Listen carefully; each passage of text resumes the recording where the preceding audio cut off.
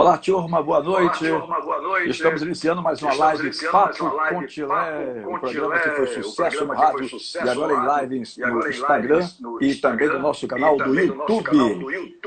Inscreva-se no nosso canal do YouTube e acompanhe todas as nossas entrevistas que ficam por lá arquivadas. O bate-papo mais franco com personalidades do esporte, da música e do entretenimento no país. Lembrando também que nós temos o podcast. Para você que não tem como ver a imagem, você ouve o som no podcast, no Spotify, no Spotify, todas as entrevistas que são levadas aqui como live Papo com Tilé. Hoje eu tenho um querido convidado, amigo de adolescência. Eu conheci essa figura, Francisco Assis Veiga Mastrilo, se eu não estiver enganado, estou puxando pela memória, não consultei nada, isso aí é de memória mesmo. Jogava na base do Esporte Clube Vitória, eu devia ter mais ou menos uns 14, 16 anos por aí, e eu tinha, acho que 20 para 22, porque a nossa diferença me parece que é de 6 anos. Eu fiz 60 e ele tem 54, né? Então, eu o conheci na base do Vitória num momento muito difícil. Jogar no Vitória naquela época não era fácil, não. Ainda mais para um jovem que veio da ilha de Itaparica para começar a sua carreira, né, num clube que não dava a menor condição, não tinha estrutura nenhuma naquela época. Estamos falando do final dos anos 80 e início dos anos 90. Né? Muito bem, com muito prazer, com muita alegria. Meu querido Titio, vou chamá-lo de Titio, porque foi assim que eu fui acostumado a chamar Mastrilo quando ele estava na base do Vitória, e eu começando no rádio e ele começando a carreira dele como jogador de futebol. Como eu disse, para mim é uma emoção muito grande, porque é como se fosse laço de família, né? A gente sempre teve uma ligação muito forte, de amizade verdadeira, sincera, e por uma dessas ironias do destino, ultimamente a gente não vinha tendo muito contato. Mas tem um ditado que diz que as verdadeiras amizades, elas não se afastam, elas estão sempre guardadas pelo coração. Né? Então, essa é uma das amizades do coração. Meu querido Mastrilo, boa noite, um prazer enorme de ter aqui no nosso programa. Boa noite, Antônio Tilemon, mais conhecido como Tilé, os íntimos, né? Realmente, Tilé, a gente tem assim uma grande amizade. Eu acredito que de uns 40 anos, Isso. 38, é entre 38 a 40 anos. Se eu lhe conheci com 14, 16, eu tinha 20, hoje eu tenho 60, 20 a 22, 38, 40 anos por aí. Eu iniciando e tentando me tornar um jogador profissional e você começando como radialista, como cronista, né? E foi uma fase muito boa, viu, Tilé? Foi algo maravilhoso. Tive a oportunidade de conhecer você mais de perto, mas, por incrível que pareça, sua família já conhecia a minha família em Itaparica. Meus pais veraneavam em Itaparica, principalmente a minha mãe, né, que a família era mais abastada. Meu pai era um homem muito simples, tinha vindo de família de alguns recursos, mas nem tanto. A minha mãe veio de uma Barreto de Araújo, até se transformar numa Campos Tilerão Fonte. Mas a minha mãe tinha mais condições, digamos assim, e ela veraneava em Itaparica e tal, e seus avós, salvo engano, né, já eram pessoas conhecidas lá de Itaparica e conheciam a família também. Realmente é um momento marcante, assim, apesar de ter recebido uma notícia péssima agora à tarde. O falecimento de um dos maiores conselheiros que o Esporte Clube Bahia já teve na sua história. Meu querido Jorge Maia. Uma figura humana extraordinária, um homem seríssimo, que através de uma ação que ele fez na justiça, ele conseguiu implantar a democracia no Esporte Clube Bahia. Mas eu estou tentando aqui me equilibrar emocionalmente para não misturar uma coisa com a outra, porque a tristeza da morte de Jorge Maia, mas, por outro lado, a alegria de ter esse reencontro com você através desta live. Sim, então siga. A família se conheceu lá da ilha de Itaparica. Isso, já... Eu fui descobrir isso depois que nós nos tornamos amigos, né? Exato. Porque eu passei a frequentar a tua casa, lá aí perto... Eu morava no 2 de julho, você morava ali também perto. E aí nós nos conhecemos, foi assim uma amizade muito verdadeira, assim, algo muito forte. Até porque eu muito jovem, com bastante dificuldade, quando eu vim da Ilha de Itaparica para poder me tornar jogador de futebol no Vitória. Como você disse no começo, Vitória não tinha estrutura nenhuma. Eu lembro que eu fui parar na pensão da Dona Jovem, porque Bebeto falou com o Belisco, e Belisco falou com os diretores para poder me alojar, porque eu não tinha onde ficar. Esse Bebeto é Bebeto tetracampeão do mundo. Tetracampeão do mundo. Eu tive a honra de fazer o meio-campo com ele. Era eu, Nenga e Bebeto. E eu sou mais novo que Bebeto e Nenga, 2 anos. Eu sou mais novo. E aí Bebeto, com essa sensibilidade, aquele coração gigantesco, falou: olha, tio, tem que botar o Mastrillo lá, porque ele tem dia que ele vai lá para casa, tem dia que vai para casa do gosto, do rock. E era assim minha vida em Salvador, até porque eu ainda não conhecia o meu pai, Tilé. Por incrível que pareça, eu não conhecia o meu pai. Eu vim conhecer meu pai aos 14 anos, quando eu cheguei no Vitória. Entendeu? E eu não tinha onde ficar. Passei um tempo na Toca com a grande... a gente chamava ela de mãe, Dona Tidinha. Dona Tidinha. Uhum. Eu até, Tilé, estava conversando com alguns amigos, Vitória tinha que ter feito uma homenagem para essa grande mulher que fez coisas maravilhosas para nós atletas do Vitória, tanto da base como do profissional. Então, eu era conhecido na base do Vitória como cigano, viu? Cada dia eu estava numa casa. Mas eu me recordo quantas vezes os meus pais... Diminua um pouquinho o seu volume aí, o volume da sua caixinha aí, porque senão daqui a pouco meu filho reclama comigo. Porque ele, como produtor, tá. Tá bom agora? Para não dar retorno, porque senão fica ruim na hora de ir pro outro. Tá bom, Tilé? Tá bom o áudio? O importante é que você esteja ouvindo. Se puder ser mais baixo ainda, mas que você esteja ouvindo. Vou abaixar. Eu tô me ouvindo aqui, entendeu? Sim, eu me recordo quantas vezes meus próprios pais diziam assim para mim. Meus pais já faleceram, meu pai vai fazer 22 anos de falecido, minha mãe fez 9 agora em fevereiro. Quantas vezes diziam assim: traga o Mastrillo, vamos almoçar aqui, né? Justamente por isso que o Mastrillo está dizendo aí, ele era um andarilho, ele não tinha onde ficar em Salvador, ele veio daí de Itaparica e Vitória não oferecia a mínima condição naquela época. Estamos falando de década de 80, final dos anos 80, início dos anos 90. Então, realmente, Vitória, naquele momento, não tinha condição. Quantas vezes, né, não tinha comida na geladeira? Várias vezes. E quando tinha, às vezes, ele ainda dava uma de assaltante, ele roubava a comida da geladeira da Dona Jovem. Tilé, a gente passava muitas dificuldades na pensão da Dona Jovem. Eu, Demilson, nós vivemos ali, Nonato, Lulinha e outros atletas. Você sabe muito bem que também morava o pessoal do Bahia, na mesma pensão. Uhum. E quando tinha clássico, já começava a gente ali na pensão. E aí, muitas vezes, né, Tilé? E eu sempre digo que nós, seres humanos, precisamos ter gratidão pelas pessoas que nos ajudam. E você e sua família me ajudou muitas vezes. Não só a minha, a Demilson também. A gente sempre ia lá. Suas irmãs, pessoas maravilhosas, que eu tenho um carinho assim, como se fossem minhas irmãs de sangue. Quantas vezes você nos levou lá para a gente almoçar, bater aquele papo, né? Entendeu? Nós nos encontrávamos também no Baitacão, quando eu, você, Demilson, Nonato, Lulinha, para bater aquele papo bacana. Tinha o pastel do Good Day, eu acho, que era a pastelaria ali que ficava na esquina, na rua Carlos Gomes. Do chinês. Do outro lado tinha um braseiro. E a gente muito jovem, né? Você também muito jovem. Eu acho que, assim, a minha história e a sua tem muita coisa em comum. Algo muito ligado, né? Você me deu muito conselho. Eu era um pouco brigão no início da minha carreira, um pouco não, muito. E você sempre me dava conselho. Era muito expulso, tomava muito cartão vermelho. Apesar de ser um volante que era técnico, mas ele sabia jogar a bola. Mastrillo tinha essa coisa da cabeça, eu vou dizer cabeça quente, que talvez não fosse, mas aquela coisa de não perder nem bola de nem disputa de bola de gude.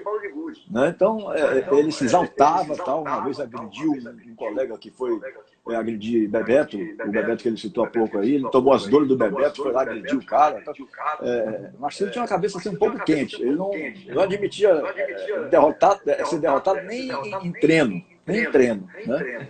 Agora é um volante extraordinário. Eu vi aí que entrou meu amigo Haroldo Moreira, né? Treinador de futebol, que deve se lembrar disso. Haroldo é mais ou menos da nossa época, né? É mais novo do que a gente, mas sempre acompanhou futebol. Ele, o irmão dele já falecido, Gabriel, um atacante, né? Haroldo deve se lembrar disso. Porque nós estamos falando de um momento que foi muito difícil. Quantas carteiradas, quantas vezes passou na roleta lá do coletivo, dando nó no cobrador? Quantas, Marcelo? Olha, Tilé, muitas das vezes, Denilson, o próprio Bebeto, a gente deu traseiro em ônibus, sim. O Vitória não dava nem ajuda de custo nesse tempo.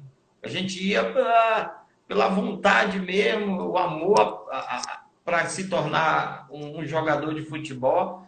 Nós tínhamos muita dificuldade. Agora, algo que precisa ser dito. No nosso tempo, existia um laço muito de amizade, união entre os jogadores. Nós conversávamos, olha, amanhã vamos no shopping, ia todo mundo. Tá entendendo? Tem um aniversário lá em casa, um Caruru, vamos para lá. Valmar, muitas vezes eu fui lá na casa de Valmar, em Castelo Branco, Roque. Então, no nosso tempo, eu acredito que a gente era mais próximo, existia família, era um laço de família.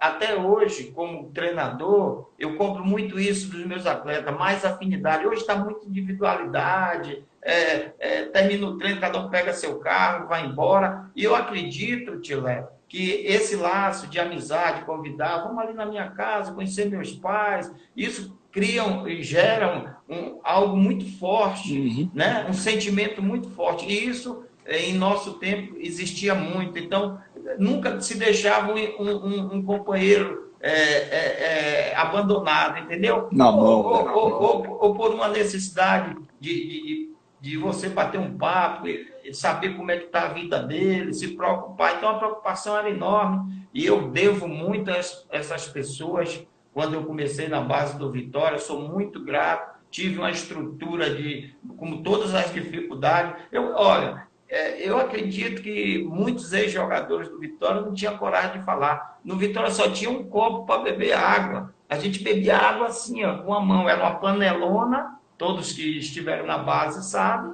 Bebeto, eu às vezes derramava assim para ele beber, só tinha um caneco. Mas foi maravilhoso, foi um aprendizado único. Muitas das vezes, Tilé, eu ia treinar com fome e eu chupava manga com sal no Vitória. E isso não me fez nem menor nem maior. A vontade era tão grande de me tornar um atleta profissional que isso aí era algo tão simples que a gente não levava nem em consideração. Você hoje, como treinador, você sente que não existe mais aquele amor pela camisa que existia na sua época, né? Justamente por causa dessas dificuldades. Você acha que isso se perdeu um pouco, Marcelo? Eu acredito que sim. Hoje o jogador, o atleta, ele é muito profissional, né?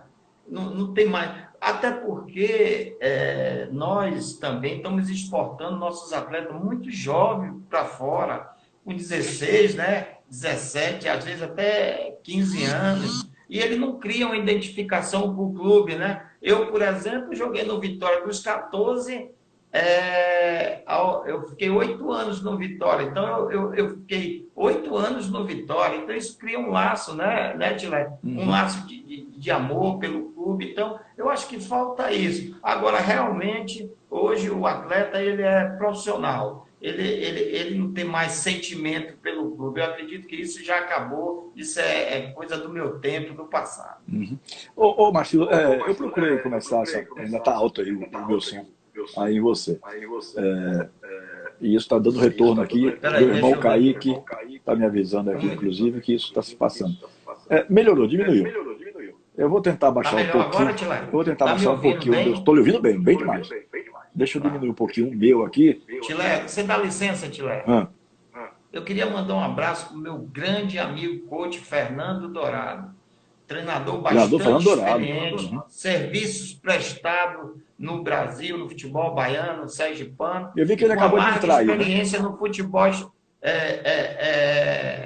do mundo árabe, tá? Na China. Um grande abraço, Fernando, está aí conosco aí na live. Sim, Marcelo, eu procurei começar assim de uma forma diferente, porque eu estava comentando com você hoje de manhã, eu tenho visto que as lives estão muito repetitivas. Né? Aí o cara já deu, digamos, 5, 6 entrevistas nas lives, mas responde as mesmas perguntas sempre. E há um diferencial desse nosso papo, que nós nos conhecemos desde o início. Então, eu conheço bem a sua história. Né? E eu quis começar de uma forma diferente por isso. Mostrar a dificuldade que você teve aqui para ser jogador, mas que isso de nenhuma forma fez com que você desistisse de nada, pelo contrário. Mas eu queria que você fizesse um resumo para mim, assim, de uma forma objetiva. Está me ouvindo bem? Botar o fone. Oi, Tilé. Mesmo. Tá me ouvindo bem? Estou me ouvindo bem. Mas, viu, Marcelo, eu queria que você fizesse um resumo do que foi a sua carreira. Você começou aqui no Vitória, você passou por onde? Porque você me parece, diz Denilson, que você é recordista. Que você jogou, segundo o Denilson, jogou em 500 e poucos times. Não. Teve 1.200 e tantos treinadores. Denilson é uma figura. Brevemente ele será o nosso convidado aqui. Já combinei com ele isso. E ele citou até, não fez nenhum gol na carreira, é verdade isso? Não fez nenhum gol na carreira? Não, aí ele inventou, já fiz gols na minha... Isso, achei estranha essa informação. Na base, por incrível que pareça, Tilé, na base eu fiz muitos gols e nos clássicos contra o Bahia que eu fazia gols, dava muita sorte para fazer gol contra o Bahia. Não sei se você lembra, eu fiz um dos gols mais bonitos da Fonte Nova em um Bavi. E o Bavi nada mais era... O time do Bahia era Charles, Maurição, João Marcelo, que muitos deles foram campeão brasileiro em 88. Zé Carlos, né? Salles, que é treinador. Dico era, eu era o perseguidor de Dito, porque eu tinha que marcar Dico. Dico era o talento do Bahia, e eu tinha que, naquele tempo, a gente marcava individual, né? Entendeu? Então, eu joguei em 39 equipes. 39? Nunca fui reserva, Tilé. Por incrível que pareça, nunca experimentei o banco, porque eu treinava muito, eu era um atleta de alto nível na preparação física. Quem trabalhou comigo sabe que eu puxava fila em todos os clubes. Eu imagino que muita gente fala que eu joguei em mais clubes, porque em alguns clubes, Tilé, eu tive 2, 3 vezes. Entendeu? Uhum. Por exemplo, eu joguei no Ceará 2 vezes. Uhum. Eu joguei no Galícia 3 vezes. Eu joguei no Juventude. Fui vendido, voltei mais 3 vezes. Então teve clubes que eu tive mais do que uma passagem. Mas na matemática é 39 equipes. Uhum. Você uma vez também marcou o Zico, não foi? Não marquei só Zico, não. No meu tempo eu marquei Sócrates, Zenon, Paulinho Criciúma. Era um futebol maravilhoso. Tantos craques, né? O futebol brasileiro, nessa época que eu jogava, tinha muito jogador bom. Renato Pemucho, tinha vários jogadores. O futebol brasileiro, nessa década, 80 e 90, tinha que ser bom para jogar, viu? Porque quase todos os times tinham muitos talentos, né? Até pouco tempo atrás, eu estava na Rádio Metrópole, Titilo, e eu fazia o seguinte comentário. Os times das décadas de 70, 80 de Bahia e Vitória, aqueles times hoje, aquela formação de times, esses jogadores todos seriam titulares no dia de hoje, no Bahia e no Vitória atual. E os de hoje não amarravam nem a chuteira daquela época, da década de 80, né? Final dos anos 70, a década de 80 toda, até, digamos assim, meados dos anos 90. Os nossos times, o Campeonato Baiano era um espetáculo. Você tinha times como Itabuna, que disputava ferro e fogo, Serrano, né, de Vitória da Conquista. Você tinha o Leônico, aqui de Salvador, que fazia bons times também, muito mais à base de jogadores experientes, mas fazia, né, jogadores veteranos e tal. tivemos bons times do Atlético de Alagoinhas, do Fluminense de Feira de Santana, nem se fala. Então, hoje a gente vê essa pobreza técnica no futebol. Realmente o futebol mudou muito da sua época de jogador para a sua época de hoje treinador, não? E você tem muita experiência, que foi sua época na iniciação da sua profissão. Você pegou grandes clássicos, você conheceu grandes jogadores, né? Nesta época, Vitória e Bahia também, além de revelar jogadores, porque tanto Bahia como Vitória sempre foi celeiro de clubes reveladores, mas se contratava muito, né, Tilé? Sim. Olha, Tilé, eu com 16 anos treinava com Aladim, Fumanchu, Escurinho, Bagantini, esse cara era monstro. O Bahia tinha Leandro, eu lembro de Leandro, que ele tem um filho que é um grande jogador que joga aqui no futebol cearense. O Leandro, que é que você está referindo, é o Leandro que é do Rio Grande do Sul, não é isso? Era um meio... gaúcho. O Leandro hoje é dentista. O filho dele é um grande atleta aqui, jogou no Ceará, Ferroviário, é muito meu amigo. O Leanderson, é filho do Leandro. O Leandro é um craque. Então, e outros tantos jogadores, né? Você vê Bobô jogar, Sandro, tantos outros. Realmente o nosso futebol atual, que é o futebol que nós vivemos hoje, eu acredito que seja muito marketing e pouca produção. E hoje, como treinador, nós treinadores precisamos ter muito conhecimento em treinamentos de evolução. No nosso tempo era só correr na praia, subir a arquibancada e fazer coletivo, né? Entendeu? Hoje isso aí está banido. Por exemplo, nós treinadores todos os dias estudamos, vamos buscar novos conceitos de treinamento. Hoje tem treinamento para todas as situações que acontecem no jogo e infelizmente os nossos atletas ainda erram muito. Naquele tempo era mais pelo talento mesmo. Talento, já vinha com talento e aí dentro do campo a gente tinha que se virar, né? E mostrar que realmente a gente conhecia e sabia jogar futebol. Nesses 39 clubes, qual foi o seu grande momento na sua carreira? Qual foi aquele momento que você destacaria assim, não, minha melhor passagem foi tal, em tal lugar? Olha, Tilé, todos os clubes que eu joguei, eu fui muito bem. Desses 39, eu acho que 32 eu fui capitão dessas equipes. Náutico, Ceará, Fortaleza, Ferroviário, Atlético do Paraná, Paysandu, Goiás. Todos esses clubes eu tive a oportunidade de vestir esses mantos sagrados, né? Eu não realizei um sonho da minha família, que toda a minha família é Bahia. E eu não tive esse prazer de jogar no Bahia. Eu sou muito verdadeiro. Eu gostaria de dar esse presente para minha família, mas joguei em um clube que é tricolor, que é o Fortaleza, que tem uma dimensão incrível. Eu passei um tempo assim espetacular. Eu tive bem nesses clubes, quase todos, graças a Deus. Mas o Juventude, né, de Caxias do Sul, eu sou um dos grandes jogadores que passaram lá. Por sinal, eu tenho um apelido lá que meu nome era Cavalo Branco, né? O nordestino que viu, sentiu o frio e venceu. Eu saí de Salvador com 33 graus, cheguei lá, estava 0 grau. Eu passei, foi 10 dias sem tomar banho, só lavava a mão, os pés, por causa do frio. Depois acostumei, com 4 meses, andava com camisa assim, ó. E aí eu fiz grandes campanhas lá. Mas um dos clubes que mais eu me identifiquei e que eu tenho até hoje um respeito muito grande assim, fui considerado um dos maiores jogadores de todos os tempos na posição, é o Ceará.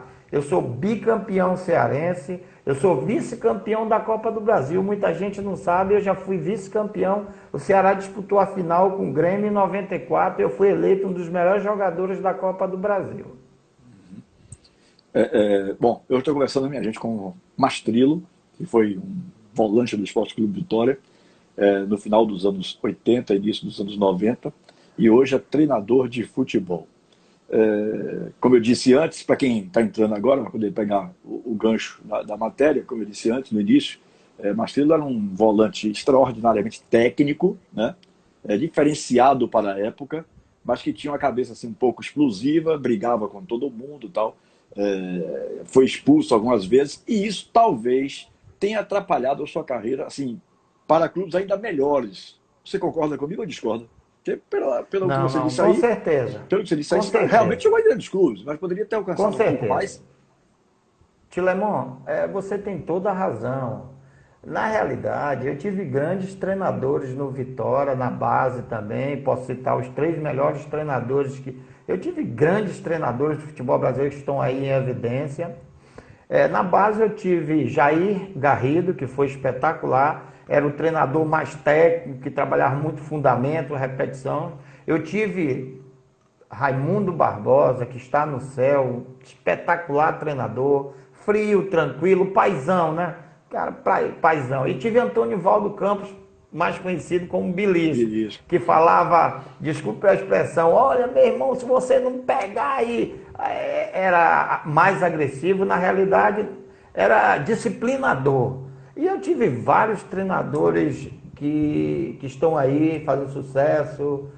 Por exemplo, Finado Vadão foi meu treinador, que Deus o tenha no bom lugar, um ser humano fantástico. Nelson Batista, Abel Braga, Hélio dos Anjos, Sérgio Cosme, Filipão e tantos outros aí. E com eles nós aprendemos. Mas um dos treinadores que mais trabalhou muito psicológico comigo foi Hélio dos Anjos. Uma vez ele chegou para mim e disse: você é um baita de um jogador lá no Juventude, mas você quer brigar com seus companheiros no treino, 2 toques, pô, você vai se tornar um cara antipático. E aí ele foi me moldando, usando a psicologia, e eu devo muito a esse treinador, porque esse treinador foi o treinador que me corrigiu o meu maior defeito. Ele dizia: você é para jogar em grandes clubes, jogar fora do Brasil, mas sua cabeça não deixa. Os outros treinadores foram importantes para mim, mas eu era expulso, aí não trabalhava a psicologia comigo, e aí eu voltava a cometer esses erros,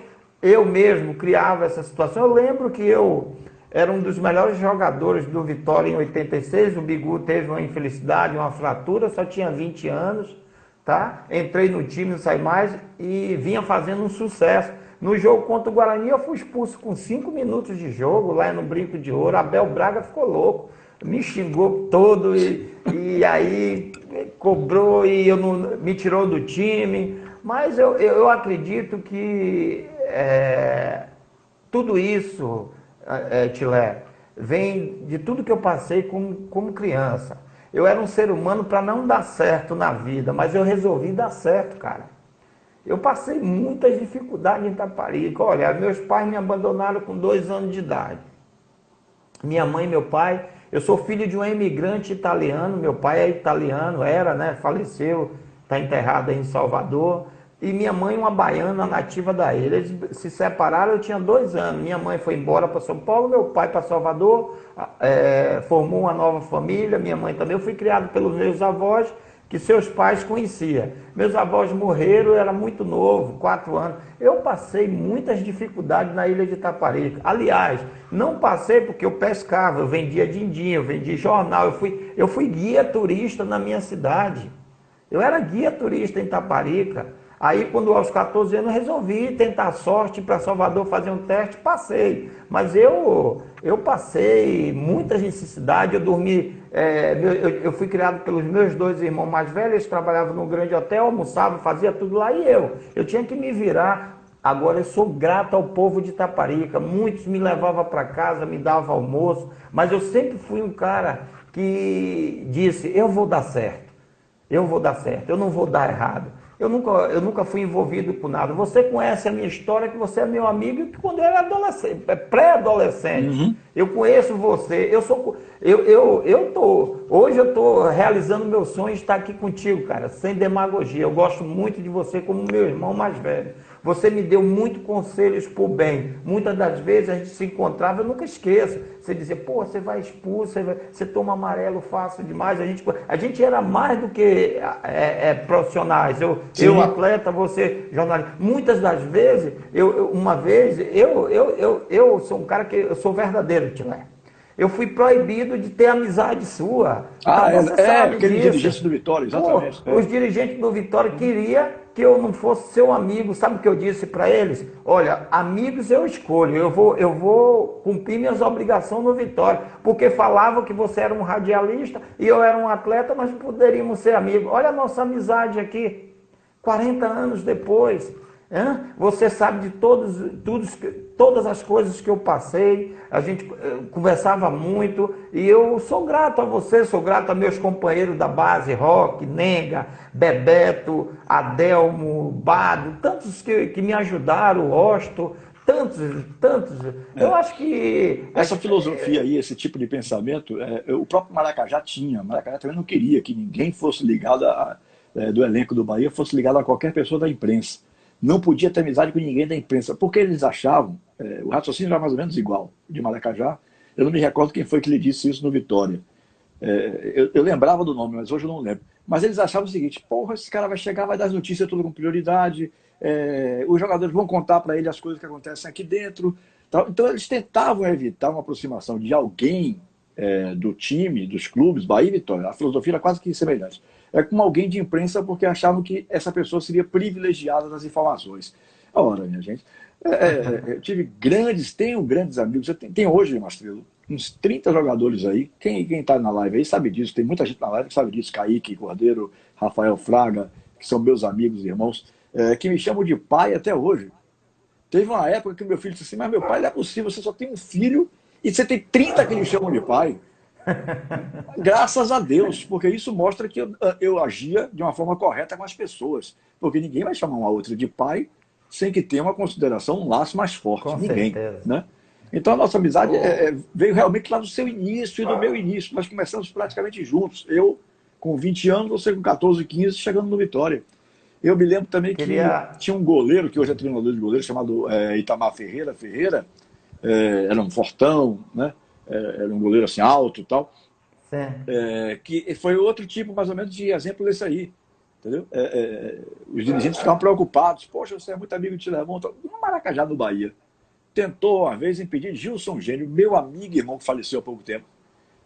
Porque Gilson Gênio disse assim um dia para Maracajá: doutor Paulo, eu não vou jogar domingo se meu contrato não for renovado. Correto? Correto, porque a lei era assim na época. Então, o senhor faça um favor, não quero discutir contrato, não acerte com o Tilemão. O Maracajá não entendeu nada. Porra, acerte com o Tilemão o quê para poder acertar o contrato? Não existia esse negócio de procurador ainda. Não existia. Isso aí é de 90 e poucos para cá. Era novidade, né? Era novidade, exatamente. Quem tinha procurador na época, no Brasil, e que isso se tornou famoso, era Bebeto Gama, Bebeto tetracampeão do mundo, que tinha um cidadão do Piauí, salvo engano, José, não sei das quantas, não sei nem se é vivo ainda. E esse cara foi o procurador de Bebeto na tumultuada saída de Bebeto, acho que do Flamengo para o Vasco ou do Vasco para o Flamengo, não me recordo bem qual foi a ordem correta aí. Né? Então isso se tornou uma coisa assim. Quando eu ouvi aquilo, eu digo: rapaz, eu com as amizades que eu tenho, eu acho que eu vou dar para ser procurador. Eu acho que eu tenho esse perfil exatamente de ser procurador de jogadores. Foi assim que eu comecei, amadoristicamente, né? Tratando dos assuntos de Charles, campeão brasileiro de 88 pelo Bahia, de Gilson Gênio. E eu sei que depois, veja como são as coisas, história puxa história. Eu sei que depois, na sexta-feira, era o último dia para Gilson Gênio renovar o contrato, era um Bavi decisivo do Campeonato Baiano, ia ser a decisão do título no domingo. Se não renovasse, não podia jogar, porque a lei daquela época era assim. Né? Então, Maracajá me chama, a gente acerta tudo, ficou tudo acertado, o contrato, tal, o Gilson ficou feliz da vida com as coisas que foram acertadas. Tal. E aí o Gilson assina às pressas naquela sede antiga da rua Carlos Gomes, no edifício Saga, terceiro andar, que era a sede central do Bahia. Gilson assina os contratos, dá entrada na federação, ficou legalizado, porque ele já era inscrito pelo clube, não tinha problema, só precisava renovar mesmo. E aí Gilson e faz o gol do título no domingo. Maracajá tinha uma mania de ligar para as pessoas 6 horas da manhã. Ele dormia 8h30, 9 horas da noite, acordava 5 e pouco, 6 horas já estava no telefone falando. Aí um belo dia, nesse dia, segunda-feira seguinte ao título, como se fosse ontem o Bahia tinha ganho o título, hoje, 6 da manhã ele me liga: seu Tilemão, por favor, vá na sede do Bahia hoje às 9 horas. Eu: pra quê, presidente? Não vou antecipar nada. Vá na sede do Bahia hoje às 9 horas da manhã. Eu: tá certo, estarei lá. Quando eu chego lá, ele abre um pacote, estava ele, Orlando Aragão na sala, Orlando saiu da sala para me deixar sós com ele. Ele abre um pacote, as faixas de campeão baiano, todas prontas, todas, eram 40, 50 faixas. Ele pegou uma faixa, ao amigo grato, um abraço de Paulo Maracanã, e me botou a faixa de campeão. Imagina, o campeão tinha sido justo, não era eu. Né? Para você ver como são as coisas do futebol, as histórias do futebol. Tilé, tem tanta gente aí compartilhando conosco. Eu queria mandar um abraço pro Dito Bahia, jogou comigo. Grande figura. Queria mandar um abraço para Carlinhos. O pai dele, seu Expedito, né? Seu Expedito. Mandar um abraço para Carlinhos Brito, filho de Ninha, que também hoje é um grande cantor aí da Bahia. Morou comigo, é meio que um filho. Japinha e tantos outros que estão aí. Nosso querido japonês, que foi jogava... do Bahia e jogou no Redenção. Ele disse que eu jogava muito, quem jogava era ele. Entendeu? Mandar um abraço para todos que estão nos seguindo. Realmente, Tilé, naquele tempo não existia procurador, não existia o agenciador, né? Isso era uma novidade. E realmente, como eu estava te falando, eu digo que eu tive a melhor escola do Brasil, que foi aí onde eu iniciei no Vitória da Bahia, conhecer todas essas pessoas que de alguma forma fazem parte da minha história, porque me ajudaram a chegar até onde eu cheguei. Como jogador, eu realizei o meu sonho. Eu ganhei tudo que disputei. Eu até estava falando hoje com o Sérgio Alves, que é um grande treinador aqui também no estado. Sérgio Alves foi meu companheiro do bicampeonato, do vice do Brasil, e depois eu fui treinador dele. Eu fui treinador dele. Esse Denilson é brincadeira. Você tomava muita caneta. Por 2 vezes eu fui treinador do Sérgio Alves. Denilson já entrou aí dizendo que eu era o papai Smurf, que agora eu tô careca, né? Mas, olha, esse aí me deu trabalho, Tilé. Olha, ele mais velho que eu, mandava eu assaltar a geladeira de Dona Jovem. E eu ia, a gente com fome, naquele tempo liso. Aí ela botava uma corrente, Tilé. Eu ia lá, tinha uma manha, desenrolava, e quando abria só tinha água e abacate. Aí Denilson dizia, traz cá pra cima, vamos comer abacate com falha, com açúcar. Aí a gente comia, eu digo, e aí, Denilson, vamos jogar o caroço aonde? Aí ele disse assim, vamos jogar no vaso, jogamos, entupiu. Aí a véia descobriu no outro dia, ele colocou pra cima de mim, esse Denilson não é brincadeira, rapaz. Jogou o caroço do abacate no vaso sanitário. Aí entupiu, velho. Aí a velha descobriu que fomos nós que comemos o abacate. Essas coisas que aconteceu em nossas vidas, né, como atleta, que nos deixa assim... Eu tenho assim uma amizade por Denilson como se fosse meu irmão. Eu dormia no mesmo quarto, ele mais velho que eu, mais experiente. A gente ia andando dali do 2 de julho para Barroquinha. E aí isso valeu muito a pena, valeu muito a pena. Eu faria tudo de novo, Tilé, tudo. E para quem conhece só o Tilemon, radialista, conhecido, não conhece o Tilemon ser humano, porque eu conheço a minha história. Eu hoje estava dizendo para você faz parte da minha história e eu faço parte da tua. Verdade. Porque nós começamos praticamente juntos. Você era um jovem, cheio de sonho, e eu, um pré-adolescente, querendo me tornar profissional. E nós chegamos lá e não foi com talento, com muito trabalho, com luta e, acima de tudo, honestidade, que nós somos honestos.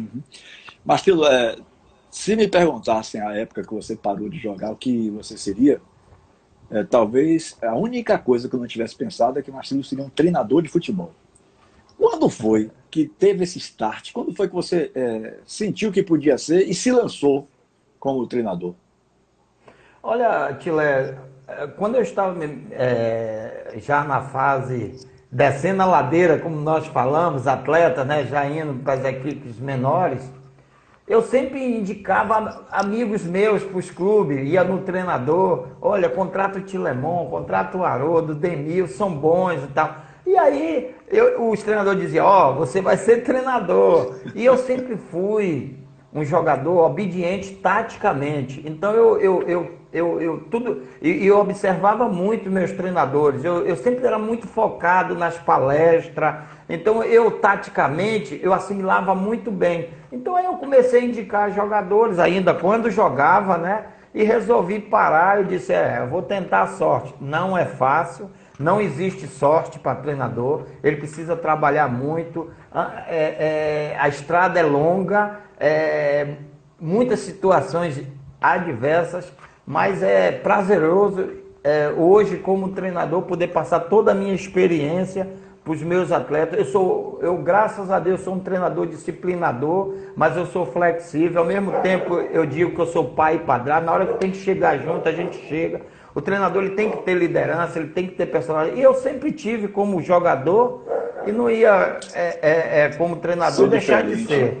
Então eu busquei e busco esse caminho, aprendo todos os dias. Não é fácil, viu, Tilé? Muito difícil, é muito mais fácil jogar. Ser treinador é algo que a gente precisa buscar todo dia. É como um professor, um médico, ele precisa estudar, um advogado, toda hora, buscar conhecimento, porque o futebol muda toda hora, né? O futebol que eu jogava não é o futebol atual, hoje é totalmente diferente. Mas graças a Deus estou aí na estrada, rodando, me preparando para ser um treinador de alto nível.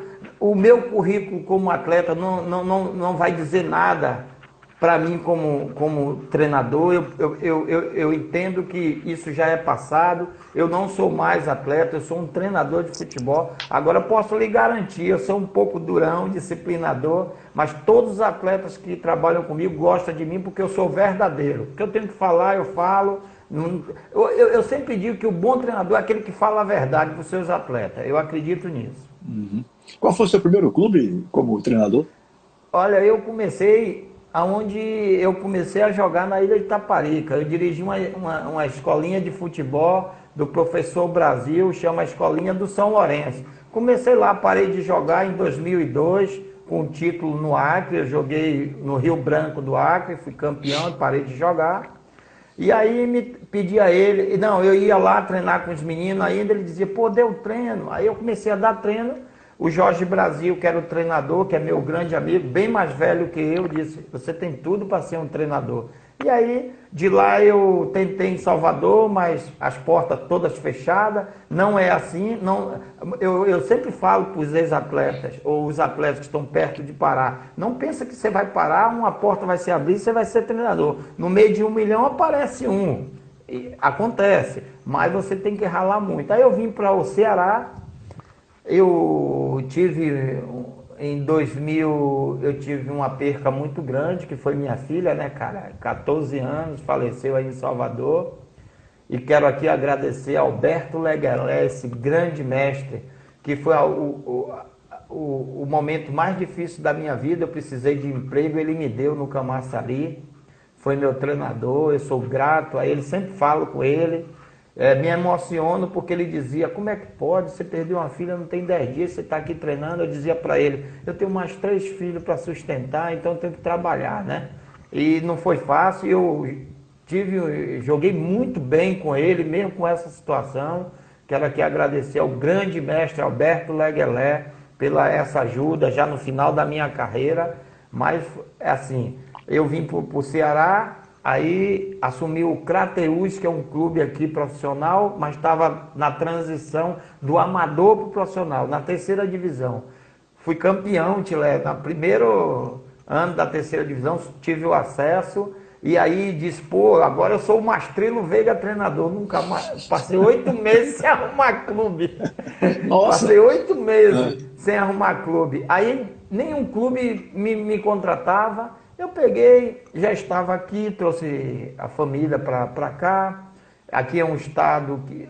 eu poderia ir para qualquer outro estado, mas resolvi ir para cá. Eu quero dizer que eu devo muito ao povo do Ceará.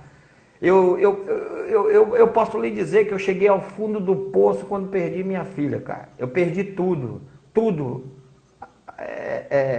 O amor próprio, sofri muito, minha família. Eu perdi o maior tesouro, que era um filho, que isso só quem perdeu é que sabe.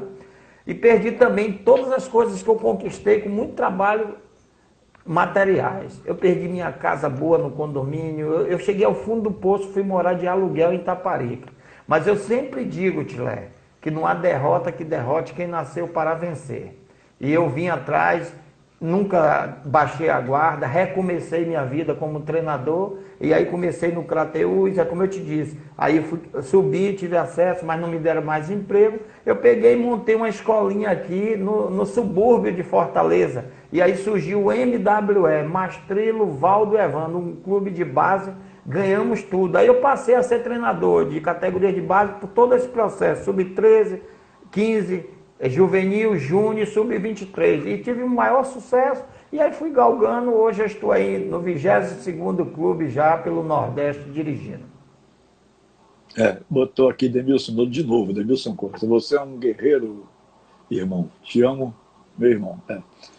Marcelo, você responde se você quiser. Né?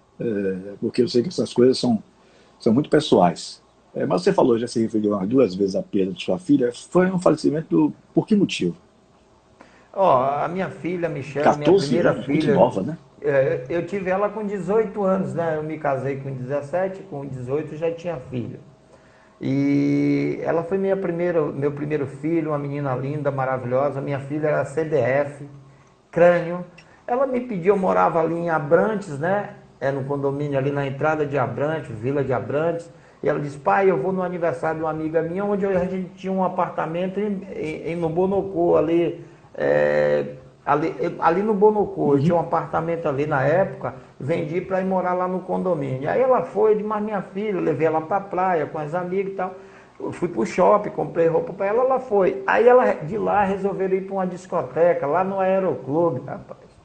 Tinha ali uma discoteca ali, não lembro o nome, no Aeroclube. E ela grande, meus filhos são todos muito altos, tamanho de mulher, corpo de mulher, mas era uma criança. Ela começou a tomar um refrigerante, deixou o copo, depois voltou para tomar, eu deduzo que botaram alguma droga dentro, ela era muito bonita. Ela tomou o primeiro gole, tomou o segundo, começou a passar mal, só adolescentes com ela, de 15 anos, ela tinha 14, ia fazer 15 em fevereiro. E aí passou mal, deu uma convulsão, eles reanimaram, teve um amigo dela que fez boca a boca, reanimou, ela pegava, liga pro meu pai, não deixa eu morrer não e tal, assim os meninos contaram. Eles, inexperientes, procuraram clínica, tudo fechado, quando chegaram no pronto-socorro, foi tarde, ela chegou a falecer.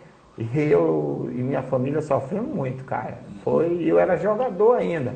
Para você ver a superação. Ainda fui um dos melhores jogadores do Campeonato Baiano pelo Camaçari. Mas Deus sabe. Mas até hoje não ficou muito esclarecido o que foi que aconteceu, pelo que eu estou entendendo. Não, porque eu não quis fazer autópsia, essas coisas. Aí. Não adiantava. O que é que não eu ia trazer fazer? De volta, né? Não ia. Mas, assim, sabe, Tilé? Muitas das vezes, eu que sou um homem temente a Deus, eu creio demais, sou um homem de oração. Muitas das vezes eu questionei a Deus. E um dia Deus tocou meu coração e disse, o tempo dela era aquele. Então, aí tá entendendo? Mas tá tudo bem. Hoje meus 3 filhos, graças a Deus, são pessoas fantásticas. Eu tenho um filho de 32 anos, o Felipe é engenheiro civil. Eu tenho o Igor de 26, que é arquiteto. E tenho minha filha que é publicitária. Graças a Deus, para um menino maluquinho, eu soube dar uma boa educação. Sem dúvida. Eu soube dar uma educação muito boa para os meus filhos. Meus filhos me honram o meu nome, que eu construí com muito sacrifício. Eu sou feliz. E outra coisa, Tilé, eu sempre fui bom amigo, eu sempre ajudei muita gente. E assim, quem nasce para ser servido, para servir, será servido. Nós somos assim, você tem uma história parecida comigo. Hoje teu filho, Léo, diz, mas meu pai, você só teve um filho, todos lhe chamam de pai, mas não, muitos deles não lhe conheceu na essência como eu lhe conheci. Desde jovem, você sempre foi um cara bom, você sempre foi um cara de bom coração, de ajudar as pessoas, a sua família, você tem esse DNA da sua família, né? Pessoas boas que sempre plantou o bem, e isso não tem preço que pague. Bom, nós temos ainda 11 minutos. Eu queria que você falasse um pouco mais da sua carreira. Então, você começou, foi para ir para o Ceará, para o primeiro clube foi o Crateús, e você, na maioria das vezes, você tem trabalhado em clubes nordestinos, não é isso? Eu nunca olha, eu tive uma passagem no Videira, em Santa Catarina, só. Eu já tive algumas propostas, mas não foi concretizar para trabalhar no Rio Grande do Sul e em São Paulo. E também tive duas propostas, Tilé, já para trabalhar fora do país, duas propostas da China, mas infelizmente eu ainda não tinha a licença, e não tenho ainda a licença A, que eu pretendo tirar ou no final do ano ou no início do ano, até porque meu currículo já foi aprovado junto à CBF, eu estou apto a tirar a licença A. E aí eu digo que eu não perdi. Como eu não tinha licença, não estava preparado. Deus sabe todas as coisas. O maior clube que eu dirigi foi o River do Piauí, não estive muito bem, até porque eu cheguei lá, tinha 40 jogadores, eu não contratei nenhum, jogadores que vinham até parados muito tempo, porque lá há uma vaidade muito grande dos dirigentes, quem contrata mais e contrata tudo errado. Dirigente usa...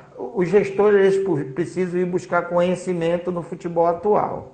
Se ele não estudar, não buscar para ser um grande gestor, vai cometer muitos erros, muitas contratações erradas, isso prejudica muito nós que somos treinadores. Foi o único clube assim maior, mas eu já estive no Icasa, fiz um grande trabalho, que é um clube de tradição, sou muito respeitado lá, quase levo eles ao acesso, o ano retrasado. E aí eu dirigi também o Imperatriz do Maranhão, né, que é um clube também, o Cavalo de Aço é um clube de tradição, fui muito bem. Então a gente está aí na estrada, lutando, trabalhando muito, levando as coisas muito a sério, como eu sempre levei como atleta. Hoje, como treinador, eu procuro ser um exemplo. Eu procuro ser exemplo para os meus atletas, porque eu acho que o treinador ele precisa ser exemplo. O treinador é um líder de pessoas, né? Ele lidera pessoas, né? Ele precisa ser exemplo, ele precisa entender que ele comanda um grupo e são várias pessoas, cada um com sua cultura, sua educação, e ele precisa passar essa segurança para os seus atletas. Denilson e Fernando Dourado estão armando alguma coisa aí. Cuidado que lá vem bomba, cuidado com o Fernando Dourado, lá vem bomba. E aí Dourado diz, por onde passou, deixou a sua marca positiva. Isso aí é uma verdade. Principalmente aqui, em Salvador, na passagem dele pelo Vitória, que eu posso falar, porque a gente convivia bem, né? E eu me lembro.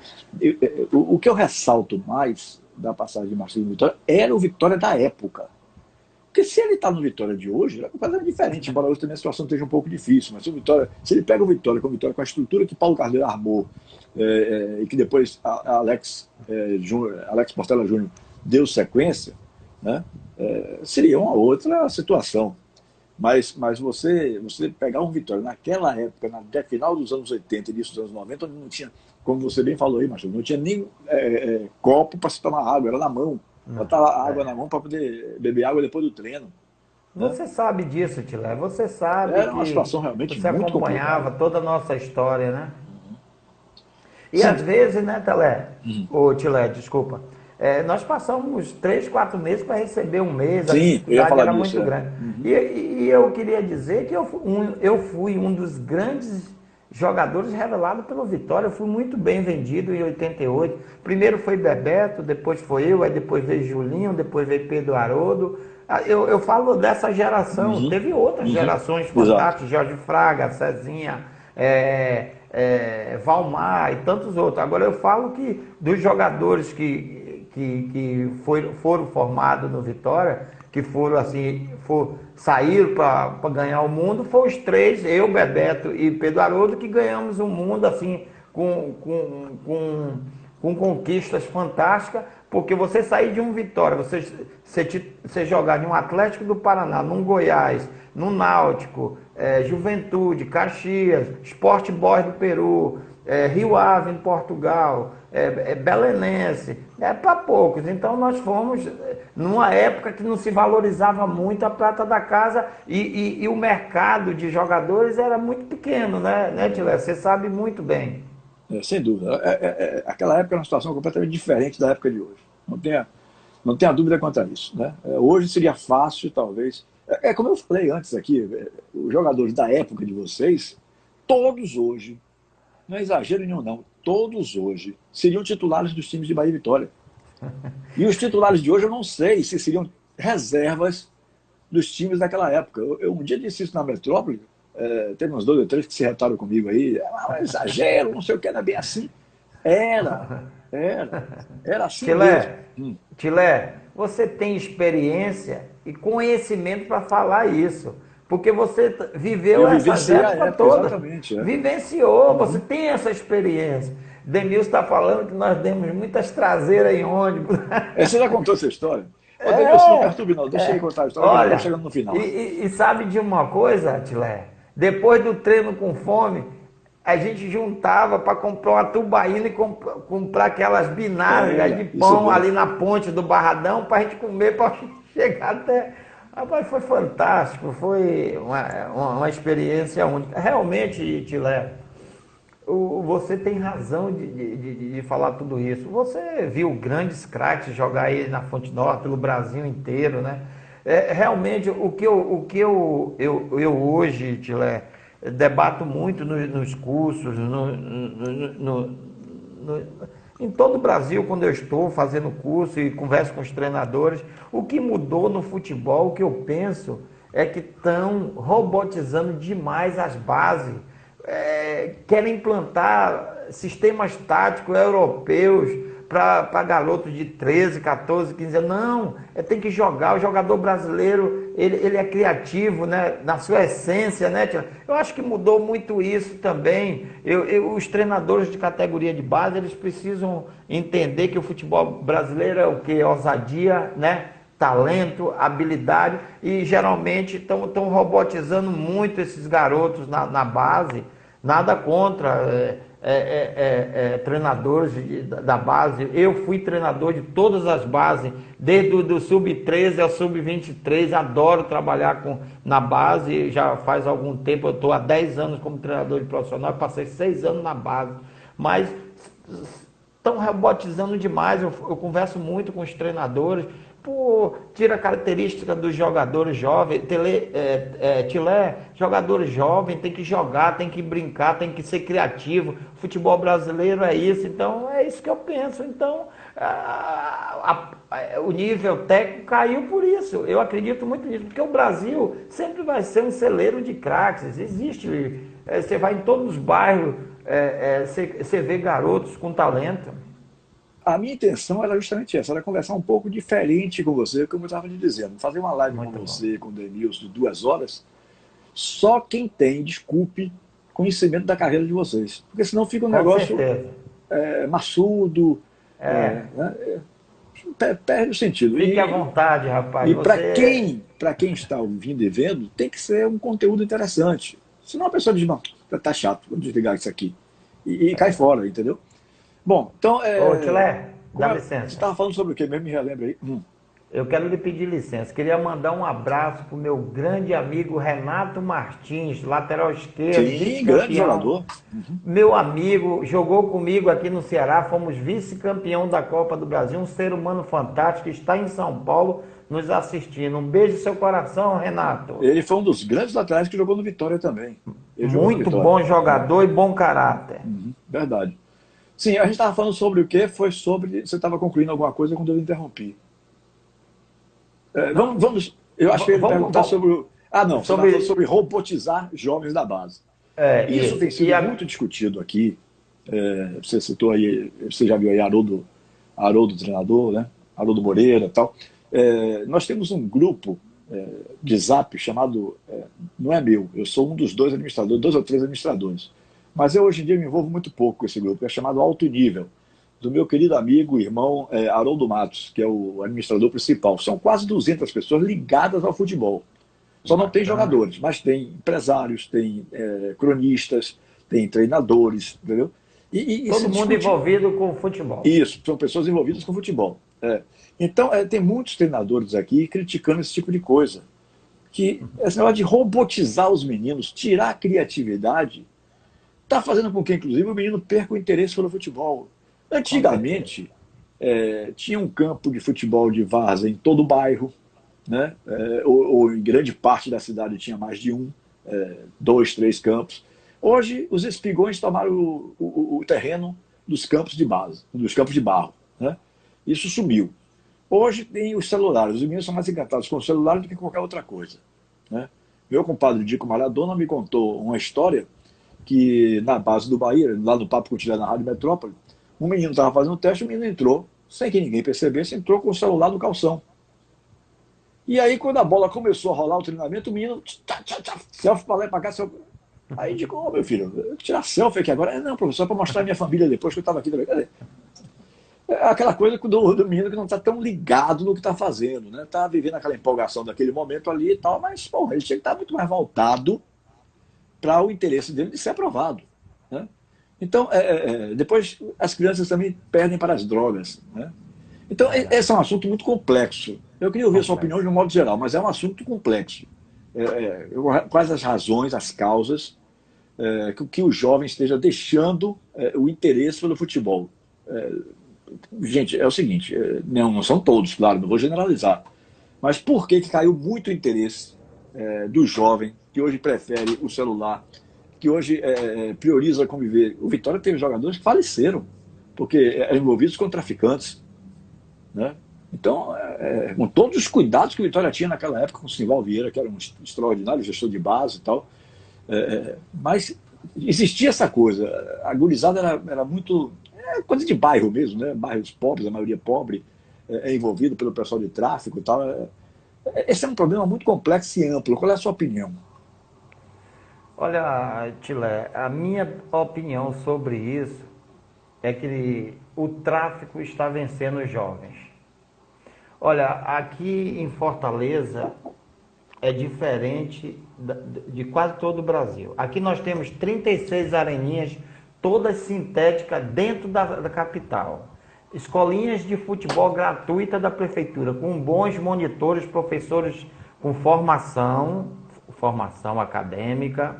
E mesmo assim nós estamos perdendo os jovens para droga.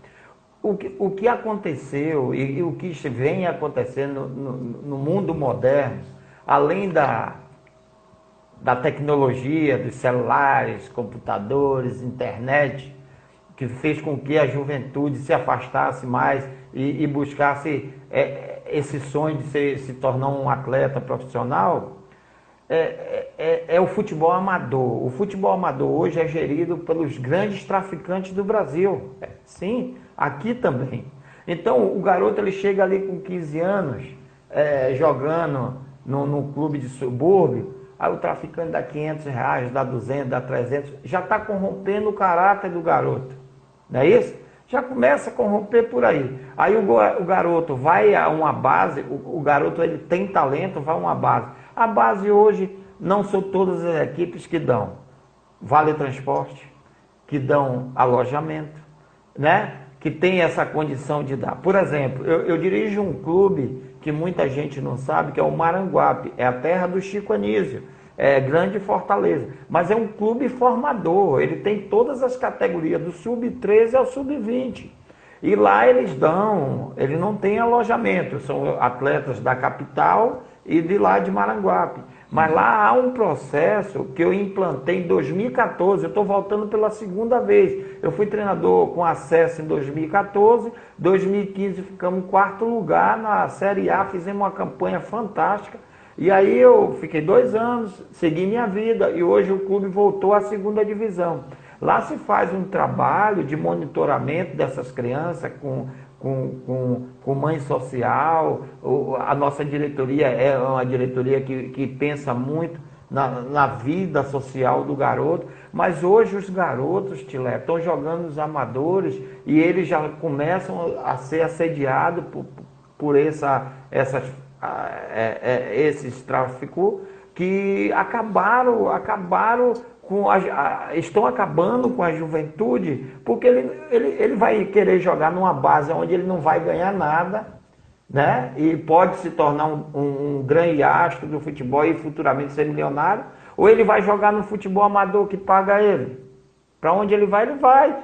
Ele é pobre, ele vai ali, ganha 50 de um, 100 de outro. Eu canso de ver, eu sou um treinador que eu ando na periferia, eu sou um treinador profissional que tem um certo nome, que gosto de dar oportunidade, até estava falando com vocês, que tem uma juventude aí de 20 a 24 anos que ninguém quer, mas talentosíssima. Mas esses adolescentes de 14, 15, 16 já estão sendo massacrados pelo dinheiro do tráfico e eles não têm mais interesse também de jogar em categoria de base. Porque, como eu te disse, se ele ali no amador ele ganha dinheiro, ele vai deixar de estar ali, vai jogar numa base. Por exemplo, o Maranguape não paga a jogador nem dá ajuda de custo. Ele dá o vale transporte, dá a condição mínima que um clube pode dar para o garoto ele iniciar. Eu acho que mudou a juventude, muitos deixaram de buscar esse sonho, mas por isso, não só a era do celular, né, dos notebooks, da internet, que os jovens hoje são apaixonados por isso, também pela condição que alguns clubes, por exemplo, não são todos clubes, vou repetir, clubes grandes eles dão uma condição boa para o garoto, mas os clubes mais inferiores não têm estrutura para dar, e aí fica muito difícil, ele vai encontrar o quê? Num amador onde ele ganha dinheiro, corrompe o caráter, o garoto começa desde cedo a se tornar venal. E aí, meu amigo, não tem como você ir buscar e fazer jogador, fica muito difícil. Uhum. Ô Marcelo, para a gente encerrar, como é que o futebol cearense está convivendo com essa pandemia do coronavírus, do Covid-19? Os trabalhos já foram reiniciados?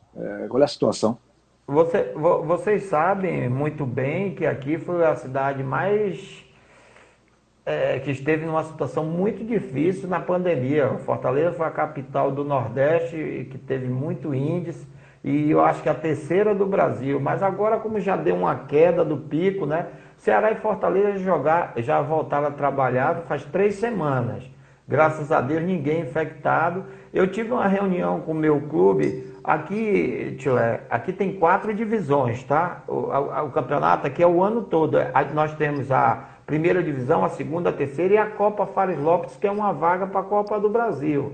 Não sei se esse ano vai ter. E aí eu tive uma reunião com a minha diretoria, para você ter uma ideia, o Maranguape é um clube de tradição do nosso futebol, mas é um clube organizado. O presidente comprou 600 máscaras, 600 luvas, álcool gel, na nossa reunião, comprou aquele medidor de temperatura, está contratando uma enfermeira para ficar no portão. A tendência é que nós estamos entre agora do dia 22, mas eu acredito que dia 1º, dia 5, volte a pré-temporada para a segunda divisão começar em agosto, me parece que é isso. Então o Maranguape está tomando todas as devidas providências que a Vigilância Sanitária e a Secretaria de Saúde está pedindo. É um clube que não é um clube rico, mas é um clube organizado, tá? Uhum. E aí está todo mundo aqui na correria, a federação me parece que os outros clubes estão voltando para disputar o campeonato da primeira divisão,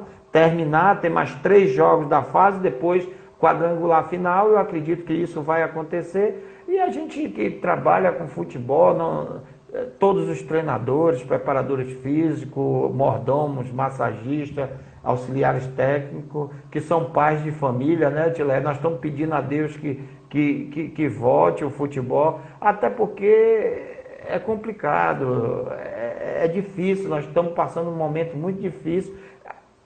A gente tem que pensar que a vida é muito mais importante, né, Tilé? A vida está acima de qualquer coisa, mas o futebol, ele precisa voltar sim, e aqui tá encaminhando para voltar, viu, Tilé? Os 2 clubes grandes já voltaram, vai voltar agora, a partir de segunda-feira, todos os clubes que estão na primeira divisão vão voltar a treinar. Eu acredito que vai normalizar, se Deus quiser. Eu acompanho as redes sociais, principalmente do Fortaleza, e acho que eles fazem um trabalho belíssimo no marketing do Fortaleza.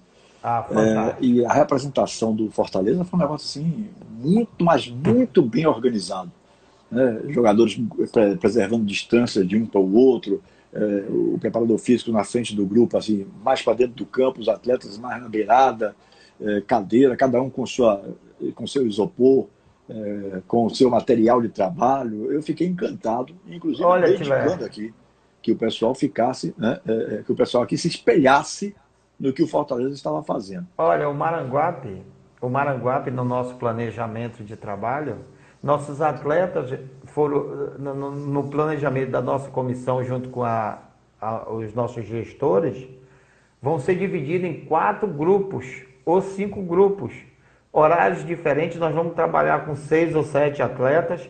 Nós não vamos trabalhar com os atletas.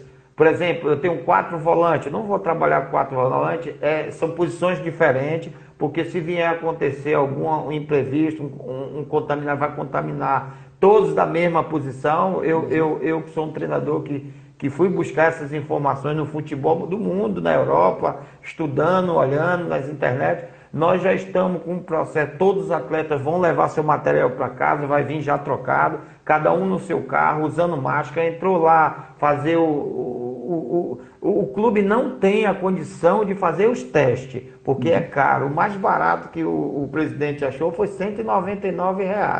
Então, você some aí vezes 30.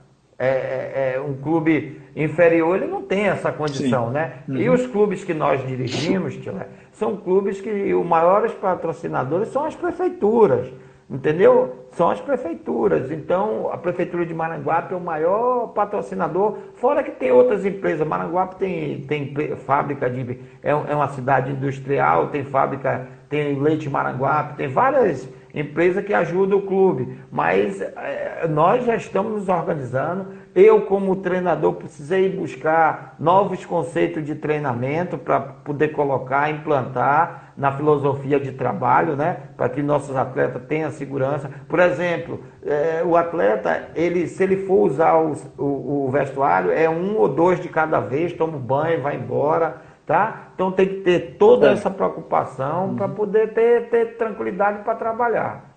Certo. Meu irmão, muito obrigado pela sua participação. Foi um papo extremamente agradável. Apenas a parte da sua filha que realmente trouxe uma certa tristeza, mas ainda bem que você já superou isso. O tempo, como você bem disse, é o tempo de Deus, não é nosso, né? Cada um já vem com o seu destino traçado e era assim que tinha que ser, infelizmente. Então eu quero desejar boa sorte aí no Maranguape, que você faça um belo trabalho, como eu sei que você tem condições de fazer. Debilson está me chamando aqui de São Paulo. Debilson não, rapaz, Debilson não para, né? São Paulo. Eu queria falar sobre isso bem rápido.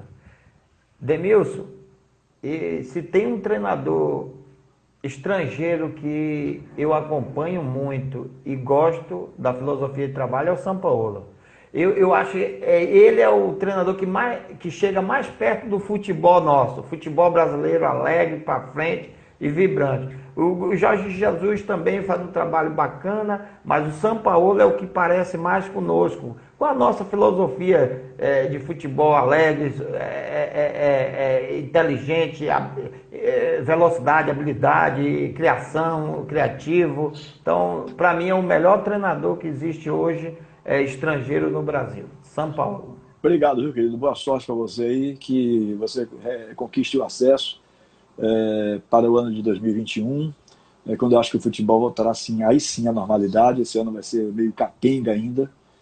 A gente não sabe, vamos rezar muito para que não haja uma volta da pandemia, né? De repente você está achando que está tudo curado, de repente tem um retorno aí grande, né? Ninguém sabe nada a respeito disso. Isso aí é imprevisível o que possa acontecer. O negócio é oração mesmo.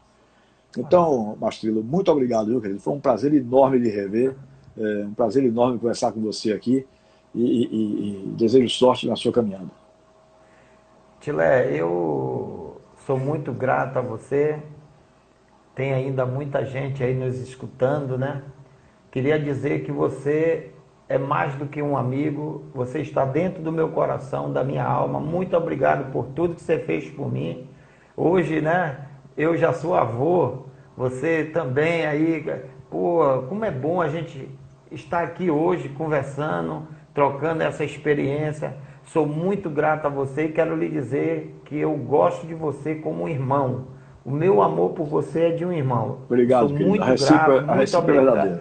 Obrigado. Eu particularmente quero lhe dizer que reencontrar você, estar numa live dessa, maravilhosa, foi uma honra, Um beijo em seu coração, que Deus te abençoe, abençoe sua família, e muito obrigado pela oportunidade. E nunca esquecer que a nossa amizade, ela é tão valiosa e tão verdadeira que dura quase 40 anos. Mesmo a gente distante, o meu amor por você será eterno. A recíproca é verdadeira, querido. Grande abraço no seu coração, um beijão para você no seu coração também. Boa sorte aí no Maranguá, tá bom? Obrigado, querido. Um Bom, beijo. hoje eu conversei com Mastrilo Veiga, treinador de futebol que começou aqui nas divisões de base do Esporte Clube Vitória como um volante realmente altamente técnico. Era um jogador diferenciado, principalmente levando-se em consideração a época, né? Os clubes não tinham as condições que tem hoje, os trabalhos profissionais, técnicos profissionais, a evolução tática, essas coisas. Era tudo muito diferente. Tudo muito diferente. Naquela época se sobressaía quem realmente tinha qualidade. E esse foi talvez assim um dos motivos maiores para que Mastrilo tivesse feito uma carreira boa, brilhante e tal, tendo passado por diversos clubes. Porque a qualidade prevalecia, né? Não é como hoje, onde a força física prevalece mais do que a qualidade técnica. Então, são futebol, são de épocas diferentes, são períodos de futebol de épocas diferentes, né? Muito bem. Na próxima segunda-feira eu vou conversar com o empresário Wilson Crachete Júnior. Wilson Crachete Júnior, empresário da música, que tem Léo Santana como seu principal artista e que é um dos donos, um dos dirigentes do Esporte Clube Jacuipense, que inclusive tem um trabalho bonito aí sendo feito e que vai disputar a Série C esse ano do Campeonato Brasileiro. E o Wilson Crachete Júnior é o meu convidado da próxima segunda-feira. Graças a Deus se recuperou do Covid. Ele foi atingido pela Covid-19, o coronavírus, mas já está bem, né? E é o meu convidado da próxima segunda-feira. Grande abraço a todos, boa noite Bahia, boa noite Brasil, fui!